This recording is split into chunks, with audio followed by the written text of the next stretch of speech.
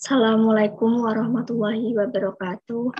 Yang terhormat Ibu Maratul Jannah MPD dan teman-teman lainnya yang saya banggakan.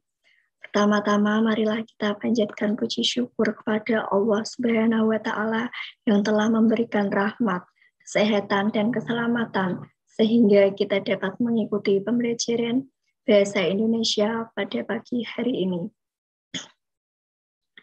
Adapun topik yang akan kami presentasikan pada pagi hari ini adalah berbicara untuk kepentingan akademik.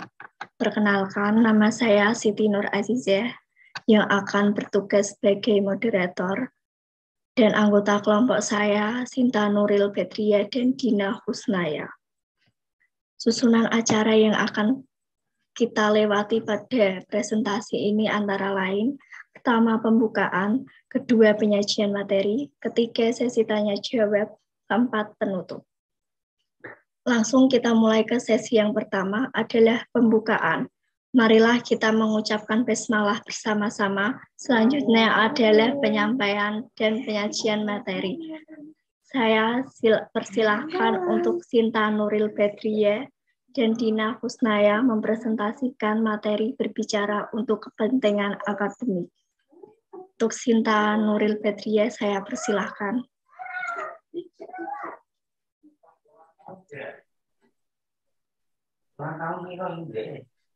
Berbicara untuk kepentingan akademik. Yang pertama, pemahaman berbicara. Berbicara merupakan bentuk komunikasi yang menggunakan media bahasa. Berbicara merupakan proses penuangan gagasan dalam bentuk ujaran-ujaran. Ujaran yang muncul merupakan perwujudan gagasan, pikiran, dan perasaan yang menjadi wujud ujaran. Tujuan berbicara.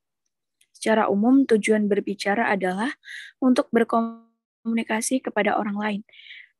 Pada dasarnya, berbicara memiliki 3 tujuan umum, yaitu yang pertama, memberikan informasi; yang kedua, menghibur; yang ketiga, membujuk, mengajak, mendesak, dan meyakinkan.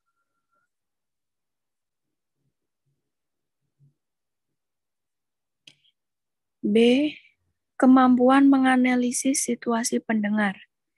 Ada beberapa hal yang harus diperhatikan dalam memahami situasi audiens, yaitu yang pertama, siapa. Kita berusaha memahami siapa audiens kita. Yang kedua, di mana. Tempat terjadinya peristiwa pun layak kita pahami. Yang ketiga, kapan. Berarti waktu terjadinya peristiwa sangat menentukan berhasil tidaknya suatu pembicara. Yang keempat, apa. Apa terkait dengan pokok masalah yang menjadi bahan pembicaraan. Yang kelima, mengapa. Mengapa lebih terkait dengan alasan audiens berkumpul. Yang keenam, bagaimana. Bagaimana menyangkut banyak aspek pendapat hidup, penghayatan hidup, pola interaksi sosial, profesi, dan mata pencaharian, tradisi dan kepercayaan, serta pandangan audiens tentang masa depan.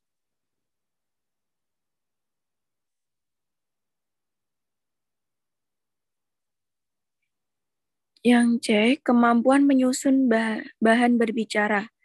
Topik pembicaraan dinilai baik apabila menarik bagi pembicara dan pendengar, misalnya aktual dan relevan dengan kepentingan partisipan.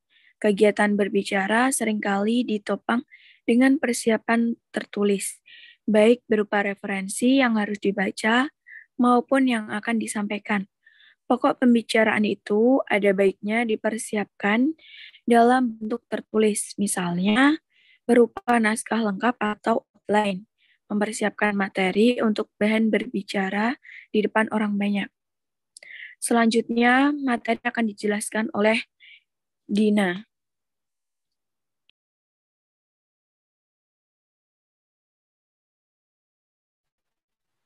Perkenalkan, nama saya Dina Husnaya. Di sini saya akan melanjutkan penjelasan dari Siti Nuril Bedriye. D. Kemampuan berbicara untuk presentasi. Presentasi adalah suatu proses pertukaran informasi, gagasan, dan pikiran di antara dua orang atau lebih dalam komunikasi. Hal ini bertujuan menginformasikan, menghibur, dan menggerakkan untuk bertindak. Persiapan yang harus dilakukan sebelum pelaksanaan presentasi adalah sebagai berikut. 1. Kenali audiens. 2. Kuasai materi. 3. Buat outline. 4. Siapkan alat peraga atau bantu. 5. Siapkan introduction. 6. Siapkan penutup. Kemudian ada juga hal-hal khusus yang harus diperhatikan dalam melaksanakan presentasi. Di antaranya seperti berikut. 1. Menyiapkan jawaban atas pertanyaan yang kemungkinan muncul. Yang kedua, mengembangkan gaya bahasa sendiri. Next.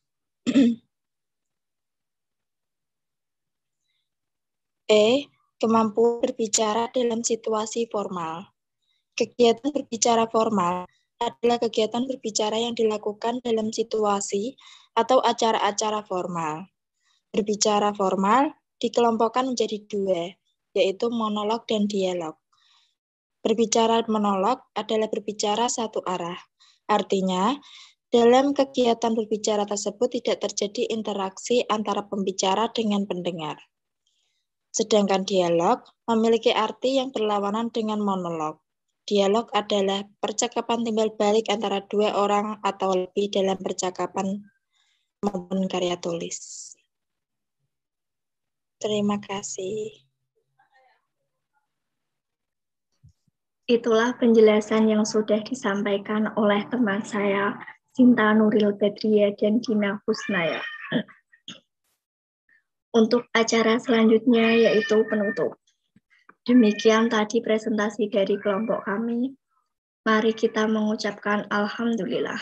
Alhamdulillahirabbil alamin. Saya sebagai moderator, mohon maaf atas kekurangannya dan terima kasih. Wassalamualaikum warahmatullahi wabarakatuh. Waalaikumsalam warahmatullahi wabarakatuh.